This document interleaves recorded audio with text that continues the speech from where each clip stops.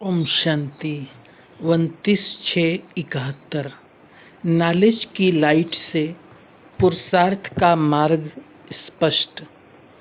सभी जो पुरुषार्थ कर रहे हैं उस पुरुषार्थ द्वारा वर्तमान समय की प्राप्ति का लक्ष्य कौन सा है? देव पद की प्राप्ति तो भविष्य की है, लेकिन वर्तमान समय पुरुषार्थ की प्राप्ति का लक्ष्य कौन सा है? फरिश्ता बनना। फरिश्ते की मुख्य क्वालिफिकेशन क्या है? फरिश्ता बनने के लिए दो क्वालिफिकेशन कौन सी है? एक लाइट, दूसरी माइट। दोनों ही जरूरी है।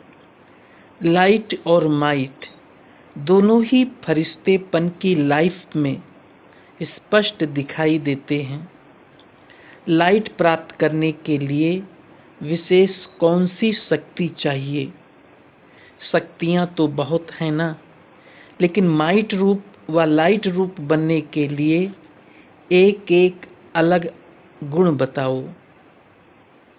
एक है मनन, दूसरी है सहन शक्ति।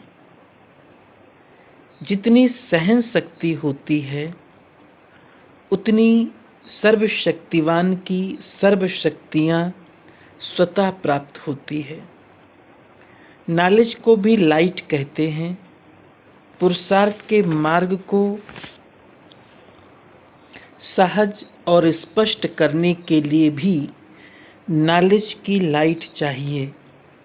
इस लाइट के लिए फिर मनन शक्ति चाहिए, तो एक मनन शक्ति और दूसरी सहन शक्ति।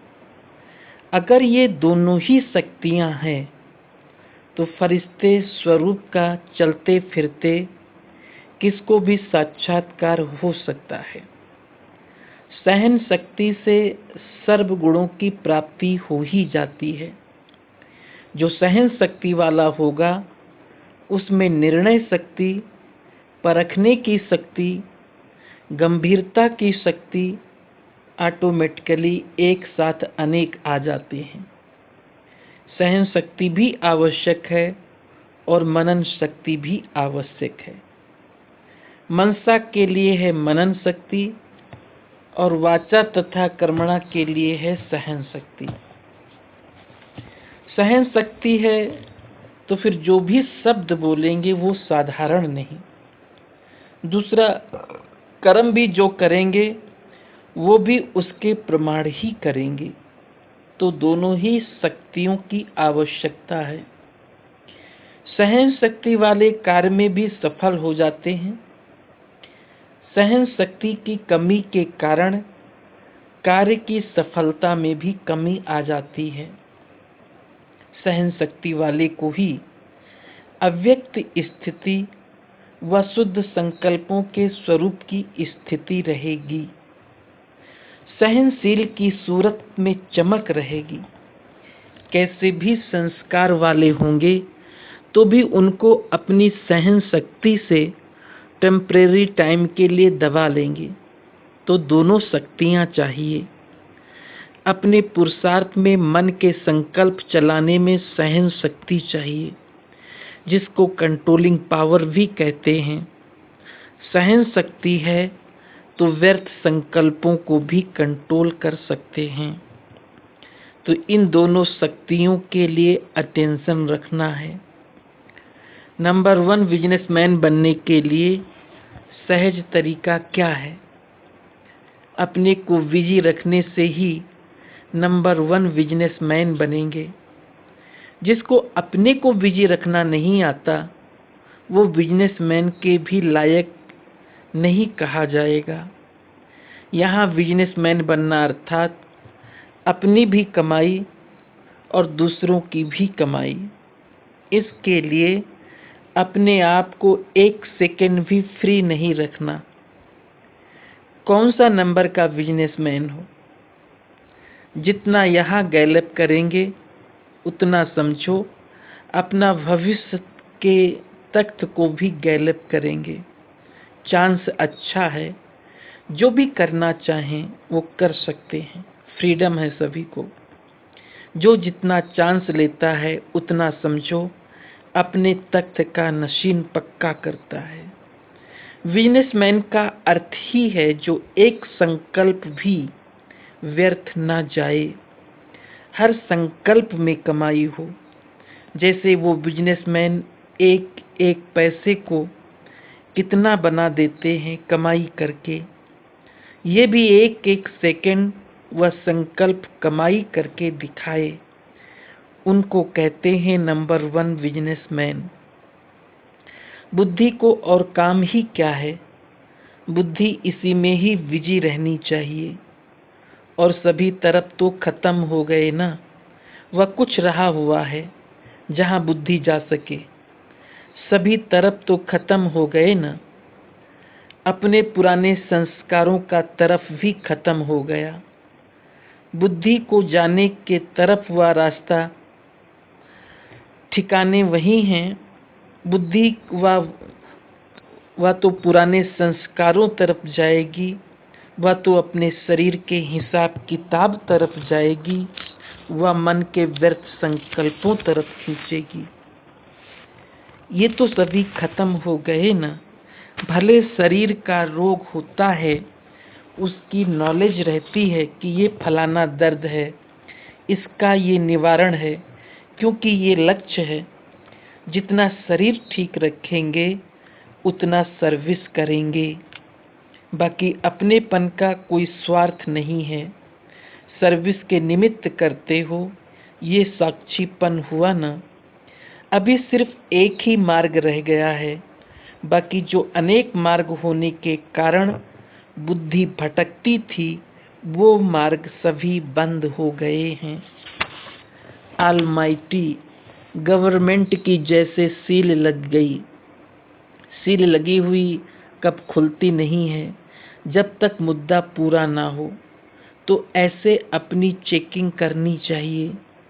जैसे कोई की तकदीर में होता है तो सरकमस्टांस भी ऐसे बनते हैं, जैसे कि लिफ्ट का रूप बन जाता है।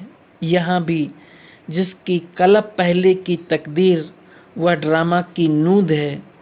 भले अपना भी पुरुषार्थ रहता है, लेकिन साथ साथ ये लिफ्ट भी दैवी परिवार द्वारा मिलती है और बाप दादा द्वारा भी गिफ्ट मिलती है।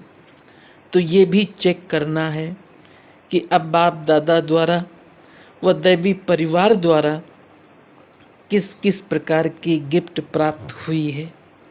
बड़े बड़े आदमियों को गिफ्ट मिलती है तो शोकेस में उसे संभाल कर रख देते हैं, उससे अपने देश का नाम बाला करते हैं। और यहाँ जो समय प्रति समय गिफ्ट प्राप्त हुई है, उस द्वारा बाप दादा का और कुल का नाम बाला करना है। अच्छा, जैसे आप लोग शुरू में जब सर्विस पर निकले तो नॉलेज की शक्ति तो कम थी, लेकिन सफलता किस शक्ति के आधार से हुई? त्याग और स्नेह। बुद्धि की लगन दिन रात बाबा और यज्ञ की तरफ थी, जिगर से निकलता था बाबा और यज्ञ। इसी स्नेह ने ही सभी को सहयोग में लाया, इसी स्नेह की शक्ति से ही केंद्र बने। तो आदि स्थापना में जिस शक्ति ने सहयोग दिया, अंत में भी वही होना है। पहले साकार स्नेह से ही मनमनाभव बने, साकार स्नेह ने ही सहयोगी बनाया व त्याग कराया।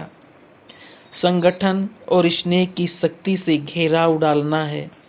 अभी देखो, बाहर विलायत में भी सर्विस की सफलता का मूल कारण स्नेही और सहयोगी बनने का घेराव है।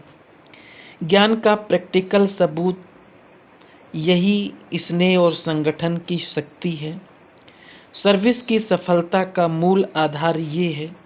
कहाँ भी रहते ये सोचना चाहिए किस रीति ऐसी प्लान करें जिससे संदेश देने का कार्य जल्दी समाप्त हो। अभी तो बहुत रहा हुआ है, स्नेह से त्याग का भी जंप देने का उमंग आता है। आप सभी ने त्याग कैसे किया? रग रग में स्नेह भर दिया, तब जंप दे सके। फॉरेन वाले को भी लिखकर भेजना कि अब जैसे ईश्वरीय खुमारी और खुशी में रहते आगे बढ़ते जाते हो, वैसे ही सदा खुमारी और खुशी में रहते सर्विस में सफल होते रहेंगे। विजय का तिलक तो लगा हुआ है, अपना विजय का तिलक सदैव देखते रहना। बाकी अभी तक जो किया है उसके लिए बाप दादा भी देखकर हर्षित होते हैं, लेकिन आगे तो बढ़ना ही है। कोई वारिस बनाओ तभी शाबाश देंगे। अभी तक जो किया उसमें हर्षित होना है, वाह वाह करने का कार्य अभी करना है। हर्षित इसलिए होते क्योंकि खुमारी और खुशी अच्छी रीति कायम है। अभी तक रिजल्ट बहुत अच्छी है। उन्हों का कमांडर बहुत हिम्मतवान है। कोई भी कार्य में एक भी अपनी हिम्मत से पान का बीड़ा उठाता है तो दूसरे साथी बन जाते हैं। वैरायटी ग्रुप होते हुए भी गुलदस्ता अच्छा है, इसलिए मुबारक देते हैं। ओम शांति।